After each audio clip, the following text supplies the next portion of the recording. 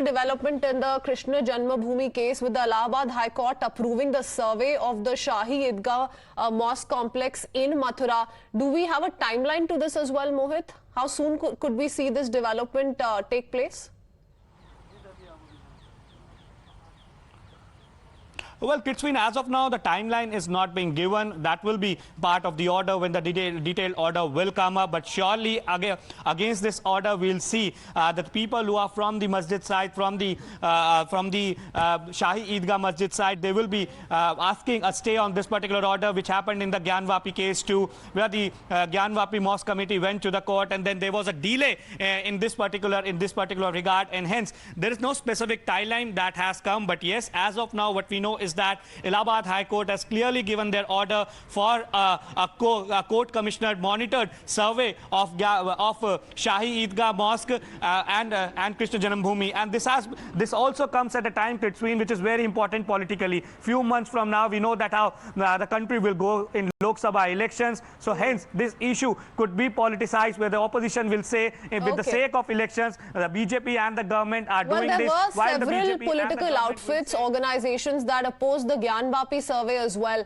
What do they have to say to this particular not coming in from the court? Stay on with us, Mohit. We have Mr. IP Singh from the Samajwadi Party joining us with more and his own perspective on this story. The court has allowed the survey in Shahi Idgah Mosque complex. Sir, IP Singh ji, आपका पहला response. सवाल ये है कि मामला निचली अदालत से उच्च अदालत में आया है, और उच्च अदालत ने ये सब ईदगाह को लेकर, जो भी मथुरा कृष्ण जन्मभूमि को लेकर शाही ईदगाह का जो विवाद है, उस पर जो कुछ भी ईदगाह कमेटी ने, वक्फ बोर्ड की जो दलीलें थी, उसको उन्होंने खारिज किया है। ये मामला अगर इस स्तर पर अगर खारिज होता है, तो इस मामले को जो ईदगाह कमेटी है, वो उस मामले को सुप्रीम कोर्ट लेकर जाएगी।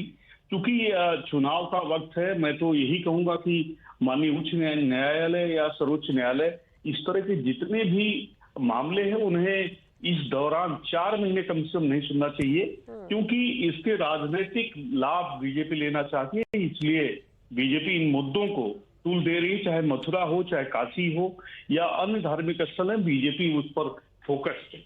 जी, तो आप कह रहे हैं ऐसे मुद्दों को नहीं उठाना चाहिए, स्पेशली 2024 के इलेक्शन से पहले। विनोद बंसल जी भी हमारे साथ जुड़े हुए हैं वीएचपी से। विनोद बंसल साहब, कैसे रिस्पॉन्ड करेंगे आईपी सिंह जी को? नहीं, बहुत स्वागत योग्य है कदम। जो लोग इसका विरोध करते हैं, उनकी तो मानसिकता हमेशा विरोधी रहने वाली है।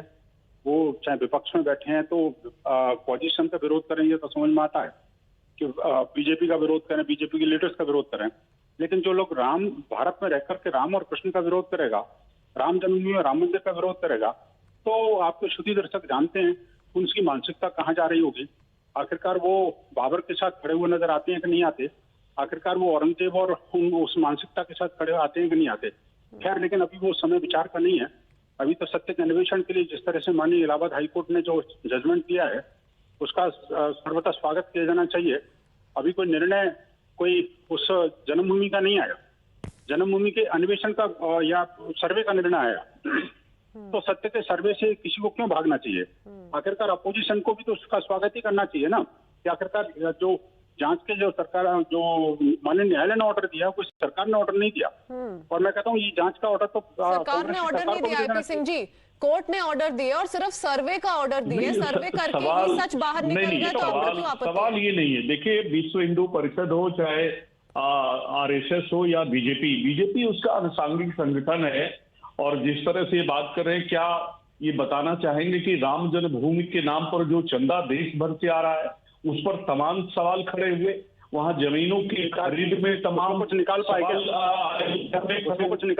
जो ये ठेकेदार है, समस्या ठेकेदारों से देश में हिंदू जनमानस या जो मुस्लिम समाज है, उसके अंदर विवाद नहीं है, विवाद ठेकेदारों से है। जो ठेकेदार चुनाव के वक्त सिर्फ उसका राजनीतिक लाभ लेना चाहते हैं, राजनीतिक टूल देना चाहते हैं। चलिए, आपने राम जन्मभूमि की बात करी, तो इकबाल अंसारी जी को भी इस कॉन्वर्सेशन में ले आते। इकबाल अंसारी जी, क्या कहेंगे इलाहाबाद हाईकोर्ट से जो ये एक हाँ हुई है सर्वे की शाही ईदगाह मॉस्क कॉम्प्लेक्स को लेके, उस पे भी प्रश्न उठाए जा रहे हैं और कहा जा रहा है कि इलेक्शन के टाइम पे नहीं ऐसा कुछ होना चाहिए? देखिए, हम तो अयोध्या से हैं और यही चाहते हैं कि भाईचारा बना रहे और जो भी काम हो जो है होना चाहिए वह जो है संविधान के दायरे में होना चाहिए। जो भी संविधान ने अगर जो है सर्वे के लिए कहा है तो पूरी दुनिया जो देख रही है, जो है कोर्ट ने फैसला कर दिया, कोर्ट ने जो है कह दिया, तो ठीक है, सर्वे की बात आई है सामने, तो सर्वे होना चाहिए, उस पर विरोध नहीं होना चाहिए। तो ये जो राजनीति की बात कर रहे हैं, 2024 के इलेक्शंस की बात कर रहे हैं, ये सब आप इस पे क्या कहेंगे? क्या आप मानते हैं ये एक वैलिड आर्ग्यूमेंट है? देखिए, इलेक्शन की जो है राजनीति और राजनीति से बहुत अलग है। पूरे देश में जो है आजकल जो है लोग यही सोच रहे हैं कि मंदिर मस्जिद का विवाद जो है ये देश के लिए जो है खतरा पैदा कर रहा है, हिंदू मुसलमानों में विवाद कर रहा है। तो कोर्ट के माध्यम से जो भी काम हो रहा है वो अच्छा हो रहा है। कोर्ट ने जो भी कहा है उसको होने देने। हमारे साथ विनोद बंसल जी भी थे और आईपी सिंह जी भी थे। आईपी सिंह जी कह रहे थे कि ये राजनीतिक कॉन्सिक्वेंसेस पैदा कर सकता है, ये इलेक्शन से पहले नहीं होना चाहिए, और ये भी कह रहे थे कि भाजपा जैसी पार्टियां ऐसे केसेस का दुरुपयोग करती है इलेक्शन से पहले। देखिए, चाहे कांग्रेस चाहे भाजपा हो, जो भी पार्टियां हैं जो है ये सब जो है पहले से ये आई है, आज भी करेगी, तो इसके लिए कोई विरोध नहीं है। ये तो जो इलेक्शन में नेताओं की बात तो ये सब होती रहती है। जी, और अंसारी साहब, जैसे ज्ञानवापी के केस में भी बात की गई थी, मांग ये थी कि सर्वे के लिए हाँ भरी जाए। कोर्ट को यही एक मांग पिटिशनर्स ने सामने रखी थी, विष्णु जैन जी ने सामने रखी थी कि सर्वे करके ही सच सामने आएगा, और ये सिर्फ पहला कदम है, सर्वे सिर्फ पहला कदम है। सर्वे तो हो रहा है, कोई दिक्कत नहीं है, वहां पे सर्वे हो रहा है, उसकी कोई दिक्कत नहीं। तो ये पहला कदम है, कोई नतीजा नहीं पहुंच रहा है ये ऐसा ऑर्डर पास करने से, ऐसा वर्डिक्ट देने से कोर्ट की ओर से। तो आप क्या समझते हैं, ऐसी पॉलिटिक्स, ऐसी राजनीति, ऐसा विरोध क्यों देखा जाता है अक्सर? देखिए, हम संविधान पे विश्वास रखते हैं, संविधान जो भी करता है हम संविधान के लिए कोई छेड़छाड़ नहीं करते। संविधान ने जो कुछ कहा वो करे, ठीक है, हम तो कोई इतराज नहीं। जी,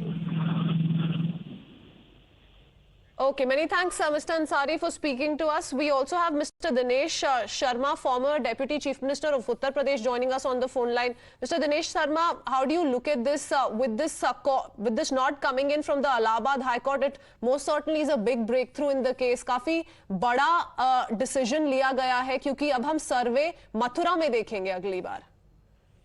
देखिए, आप इसको जो न्यायिक प्रक्रिया है इसको राजनीतिक एंगल से नहीं देखना चाहिए। ये ना तो बीजेपी के से संबंध कोई प्रक्रिया है, ना सरकार से संबंधित है। धार्मिक संस्थाओं ने अपना एक पक्ष प्रस्तुत किया, उसके आधार पर माननीय न्यायालय ने सर्वे का निर्णय किया है।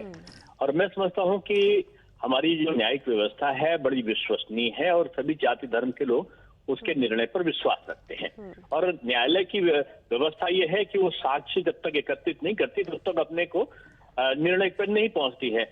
अब कुछ लोगों ने साक्ष्य की बात करी है तो निश्चित रूप में सर्वे से तमाम बातें निकलकर बाहर आएंगी।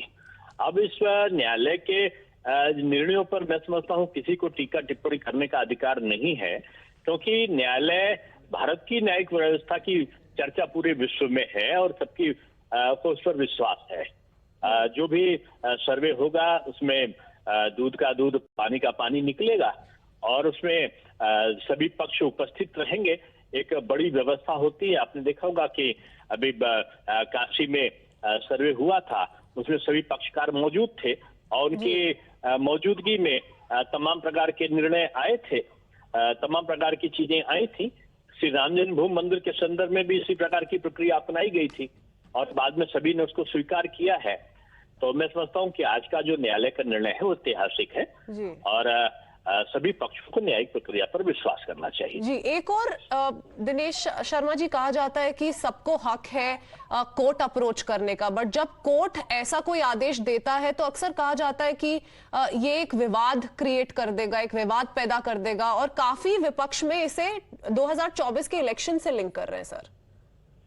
देखिए, कोर्ट के बारे में अगर कोई टिप्पणी करता है तो ये कंटेम्प्ट ऑफ कोर्ट की परिधि में आता है। और भारत की न्याय व्यवस्था में समय समय पर विभिन्न संदर्भों में सरकार के विरुद्ध भी निर्णय हुए हैं और सरकार ने उनको स्वीकारा है जी। इसलिए इस प्रकार की अगर कोई टिप्पणी करता है तो मैं समझता हूँ उसको भारत की न्यायिक व्यवस्था पर विश्वास नहीं है। उस पर विश्वास करना चाहिए और न्यायिक प्रक्रिया निष्पक्ष है ये पूरी दुनिया कहती है। तो इसलिए अगर तथाकथित कुछ चंद तुष्टिकरण वाले छदम धर्मनिरपेक्षी लोग अगर इस प्रकार की बातें करते हैं तो उनकी बातों का बहुत उसको संज्ञान में लेने की जरूरत नहीं होती। ये देश लोकतांत्रिक परंपराओं से चलता है। तो आपका सुझाव है इस पे राजनीति ना खेली जाए तो बेहतर है, ये कोर्ट का निर्णय है और ये कोर्ट पे ही छोड़ दिया जाए। दिनेश शर्मा जी, थैंक यू हमसे बात करने के लिए।